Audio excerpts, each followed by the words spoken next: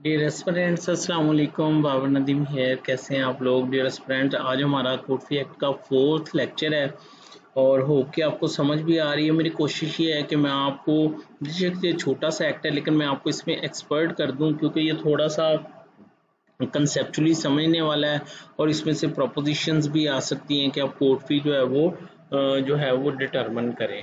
ठीक है। अच्छा डियर एस्पिरेंट्स, लास्ट टाइम हमने रिफंड ऑफ कोड फी के बारे में पढ़ा था।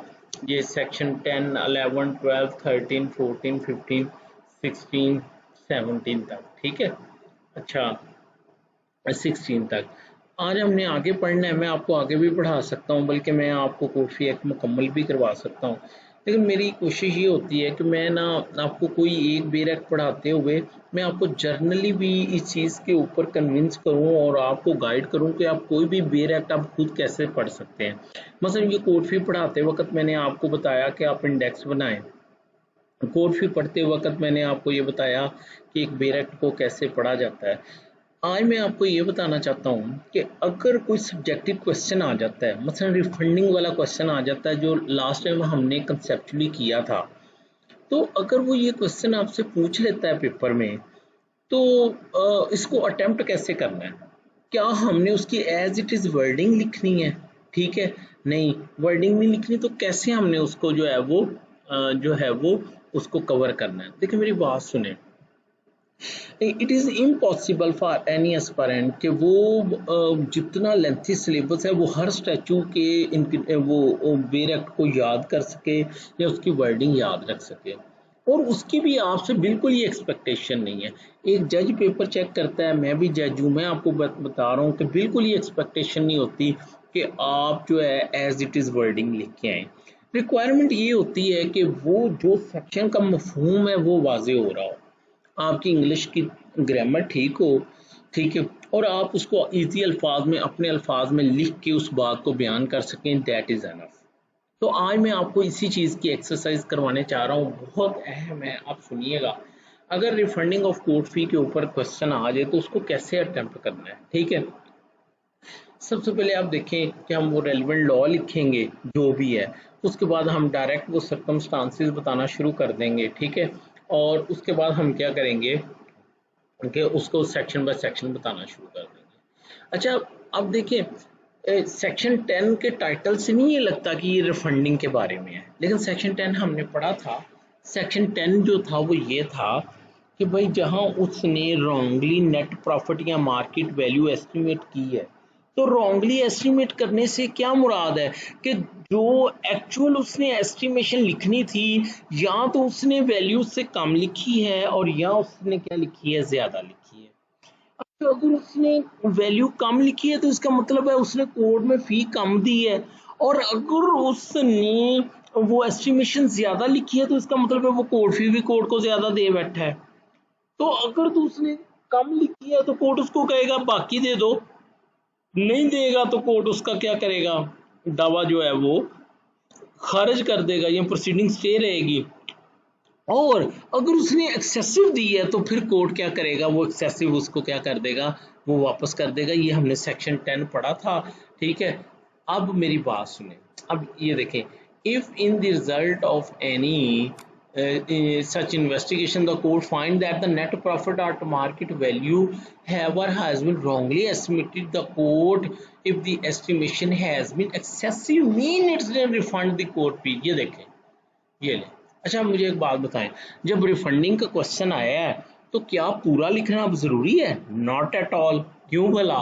क्योंकि भाई उसने क्वेश्चन ही रिफंड करने का पूछा, तो हम क्यों पूरा सेक्शन 10 उसको बताते फिरें। हाँ, अगर उसने ये कहा हो कि भाई आप पूरा प्रोसीजर बताएं व्हेन नेट प्रॉफिट और मार्जिन रॉन्गली एस्टिमेटेड, तो फिर आप लिखिएगा कि भाई अगर वो कम हुई तो कोर्ट उसको पे करने का भी कहेगा, नहीं तो प्रोसीडिंग को स्टे रखेगा। ठीक है। तो मैंने आज आपको ये भी बताया कि प्रिसाइज भी रहना है।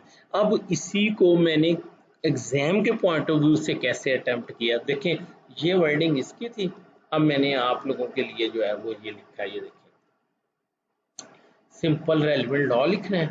ठीक है। ये रिफंडिंग वाला question, refund of court fee वाला क्वेश्चन मैं आपको अटेम्प्ट करने बता रहा हूँ। ठीक है।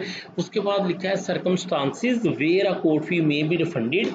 सबसे पहला क्या है, अब यही वो सेक्शन 10 था, देखें As per Section 10 of Court Fee Act 1870, when court found that plaintiff or applicant has paid court fee excessively by wrongly estimating the net profit or market value, court may in its discretion refund the excessive court fee. देखो बच्चों, मैंने जो precise जवाब था मैंने वो लिख दिया, अपने अल्फाज में लिख दिया, भाड़ में जाए उसकी वर्डिंग, भाड़ में जाए वो जो इतना लंबा सारा लिखा है। तो यही चीज़ मैं आपको जो है वो सिखाना चाहता हूँ। ठीक है, अब हम आगे चलें। अब हम सेक्शन 11 को देखते हैं। ठीक है, कि वो सेक्शन 11 क्या कहता है। अच्छा, ये सेक्शन 11 आ गया। ठीक है, अच्छा सेक्शन 11 क्या था, वो ये था मीन प्रॉफिट या अकाउंट की सूरत में। देखिए हमने वो सेक्शन 7 और क्लास 4 में ये पढ़ा था कि अकाउंट के दावे में वो जो है वो उस हिसाब से कोर्ट फी लगा सकता है जो वो उसकी रिलीफ की कीमत खुद लिखे। लेकिन जब बाद में ये डिटरमन हो जाता है कि नहीं भाई अकाउंट्स तो इतने के बनते हैं, तो फिर उसको कोर्ट फी जो है, अगर उसने वो वैल्यू जो उसने खुद से लिखी थी, वो अगर वैल्यू जो है या मीन प्रॉफिट उसने खुद से जो लिखे थे वो अगर तो जो कोर्ट डिक्री करेगा, वो जो कोर्ट डिक्री करेगा मीन्स प्रॉफिट वो अगर ज़्यादा होंगे तो कोर्ट फी उस हिसाब से, जो कोर्ट फी कम है उसको कहेगी कोर्ट फी दे दो। और अगर उसने जो मीन्स प्रॉफिट लिखे थे, मांगे थे, अकाउंट्स मांगे थे और कोर्ट ने उससे कम डिक्री किए हैं, ठीक है, तो फिर कोर्ट क्या करेगी कि जो उसने जो एस्टिमेटेड वैल्यू ज़्यादा लिखी थी, कोर्ट उसको उस हिसाब से एस्टिमेटेड वैल्यू के हिसाब से वो कोर्ट फी क्या कर देगी, वो उसको रिफंड कर देगी। ठीक है, समझ आ गई मेरी बात की। लेकिन जो सेक्शन 10 था वो था नेट प्रॉफिट और मार्केट वैल्यू के बारे में। ठीक है, और अब जो सेक्शन है वो मींस प्रॉफिट और अकाउंट के बारे में है। सही है। अच्छा, इसमें जो हमारा रेलिवेंट पार्ट होगा वो आप इसको, मैंने चूंकि पीछे पढ़ाया है मैं इसको वो नहीं करना चाहता। ये देखें, refund where amount decreed is less than amount claim, where in any suit as is referred in the court fee paid is found to be excessive of the amount of fee which would be payable if the suit has been valued at the amount decreed, the decree holder shall be entitled to refund of the excessive of the court fee paid। ठीक है। अच्छा जी, अब हम इसी को जो है हम लोग अगर मसलन उसमें लिखें अपने अल्फाज में, और ये हम इसको लिखें तो हम इसको किस तरह से लिखेंगे मैं आपको बताता हूँ। अच्छा, अब आप देखिए ये as per section 11, when decreed amount of means profit or account exceeds the amount claimed, the court will refund the court fee to the extent of excessive amount so claimed। देखो मैंने उस दिन भी आपको बताया था कि उसने मीन्स प्रॉफिट क्लेम किए हैं 100 रुपये। ठीक है, कोर्ट ने जो डिक्री की है वो किए हैं 50 रुपए। अब मीन्स प्रॉफिट पहले दिन तो नहीं ना वो डिटरमिन होने लगे। ठीक है ना, उसमें तो खर्चे वगैरह भी निकालने होते हैं, शेयर भी निकालने होते हैं, सब कुछ करना होता है। ठीक है, या अकाउंट्स में भी जारी बात है उसको तो नहीं इलम के मेरा क्या हिसाब किताब है, तो उसने अंदाजे से जो वैल्यू लिख दी। अगर बाद में कोर्ट जो डिक्रीड करता है अमाउंट वो उस क्लेम्ड अमाउंट से कम है, तो फिर जिस हिसाब से उसने ज्यादा क्लेम लिखा था उस हिसाब से जो कोर्ट फीस ज्यादा चलेगी वो कोर्ट उसको वापस कर देगा। मेरा नहीं ख्याल कि इस पे अब आपको कोई और कंफ्यूजन होनी चाहिए। अब हम आगे चलते हैं, अब हम सेक्शन 13 देखते हैं।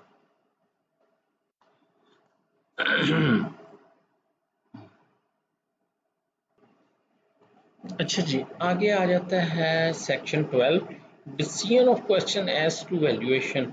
अच्छा, इसको मैंने पढ़ा है, हमने भी इसका कॉन्सेप्ट क्लियर किया था।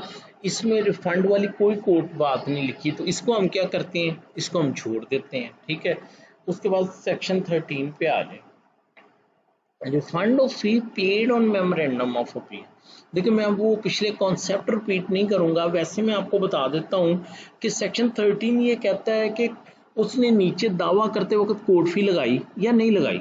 अच्छा, उसके बाद क्या हुआ कि यहाँ एक फैसला ट्रायल कोर्ट ने कर दिया, अब अपील उसने की तो अपील में कोर्ट फी लगनी थी उसने लगा दी। अपील में कोर्ट ने ये कहा कि नीचे वाली कोर्ट का फैसला गलत था।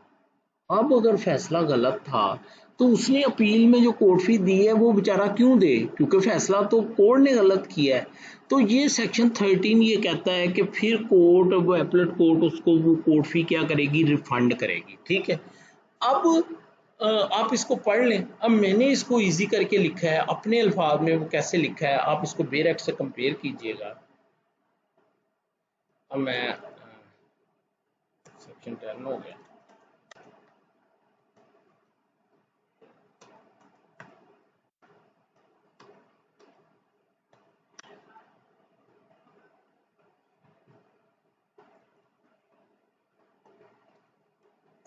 Yeah, as per section 13, when an appellate court reverses the decision of a trial court regarding rejection of the plaint, ठीक है, कि कोर्ट ने क्या किया कि प्लेंट रिजेक्ट कर दी, लेकिन एपलेट कोर्ट ने उस डिसीजन को रिजेक्ट कर दिया और वो रिवर्स कर दिया, और otherwise remand the case on any of the ground mention under order 41 rule 22। अब ये मटेरियल पॉइंट था, ये लिखना था सिर्फ उन ग्राउंड्स के ऊपर। The appellate court shall grant a certificate to the appellant for get back court fee fixed on the memorandum of appeal so accepted। तो वो जो अपील पे उसने जो कोर्ट फी लगाई थी वो उसको वापस लेने का हकदार होगा। If the appellate court has partly remanded the case, appellant will be entitled for refund of court fee to that extent। अगर कोर्ट ने आधा केस रिमांड किया है तो उस केस के हद तक कोर्ट फी जो है वो क्या हो जाएगी, वो वापस हो जाएगी। तो अब बच्चों आपने देखा कि मैंने कितना इजी करके उसको लिखा है। तो मकसद आज के लेक्चर का ये है कि किसी भी क्वेश्चन को अटेम्प्ट करते हुए हमने किस तरह उसको इजी वर्डिंग में जो है हमने उसको लिखना है। अब हम जो है वो आगे चलते हैं। ठीक है। अच्छा, अब देखें, अब सेक्शन 14 पे आ गए, refund of fee on application for review of judgment. मैं पीछे भी कॉन्सेप्ट आपको दे चुका हूँ, पहले भी पढ़ा चुका हूँ। कॉन्सेप्ट क्या था? कॉन्सेप्ट ये था कि अगर वो जो है वो शेड्यूल 1 कहता है कि अगर 90 डेज के अंदर अंदर रिव्यू पिटीशन आ जाती है from the date of order, तो फिर वो 1/2 ऑफ द कोर्ट फी देगा जो कि ओरिजिनल सूट पे या अपील पे लगी थी। ठीक है। अच्छा, और अगर वो 90 डेज के बाद आया है तो फिर वो फुल कोर्ट फी देगा। ठीक है। लेकिन सेक्शन 14 ये कहता है कि अगर वो 90 डेज के बाद वाले दिन कोर्ट उसको कंडोन कर देती है डिले को, तो फिर उसकी कोर्ट फी वो 1/2 बनती थी, क्योंकि वो 90 डेज के अंदर आ गई उसकी लिमिटेशन। तो फिर कोर्ट 1/2 उसको क्या कर देगी, उसको रिफंड कर देगी। अब बच्चों देखो मैंने इसको कैसे लिखा है।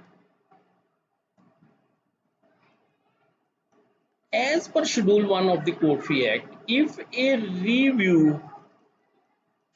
review application is filed within 90 days from the date of decision, applicant will pay 1/2 of the court fee paid in the original suit or appeal। ठीक है। बट अच्छा, यहाँ तक आपको समझ आ गई है ना वो क्या कहना चाहता है, कि उसने जो सूट किया या अपील की उसमें जो डिसीजन आया और जिसके अगेंस्ट वो रिव्यू की एप्लीकेशन दे रहा है, अगर उस सूट में जो उसने कोर्ट फी दी वो उसका क्या करेगा, 1/2 देगा। But if the review application is filed after 90 days, applicant will bound to pay will pay full of the court fee as paid in the as to pay to full fee as paid in the original suit or appeal। देखिए उसने दो जगहों को पे court fee वो अदा कर रहा है, एक ओरिजिनल सूट पे उसने लगाई थी और अब एक रिव्यू की एप्लीकेशन में लगा रहा है। रिव्यू की एप्लीकेशन में भी उतनी ही कोर्ट फी लगानी है जितनी उसने ओरिजिनल सूट या अपील में लगाई थी, लेकिन अगर वो 90 डेज से पहले आ गया तो 1/2 लगाएगा। ठीक है। Now, as per section 14 of the Court Fee Act, if the review application is filed after 90 days by submitting full court fee, but later on court condones the delay for filing review petition after 90 days, court will refund 1/2 of the court fee to the applicant। क्यों जी बताएं, कौन सी इसमें मुश्किल बात है? Hope कि आपको मेरी बात की जो है वो समझ आ गई है। तो आज मेरा मकसद ये है कि मैं आपको बताऊं कि वहाँ पे सिर्फ कॉन्सेप्ट थ्रो करने हैं, आपने उसकी वर्डिंग जो है ना, आपने उसकी वर्डिंग नहीं लिखनी। अच्छा, ठीक। आपने उसकी वर्डिंग नहीं लिखनी, ठीक है। अब आगे चलते हैं। ए,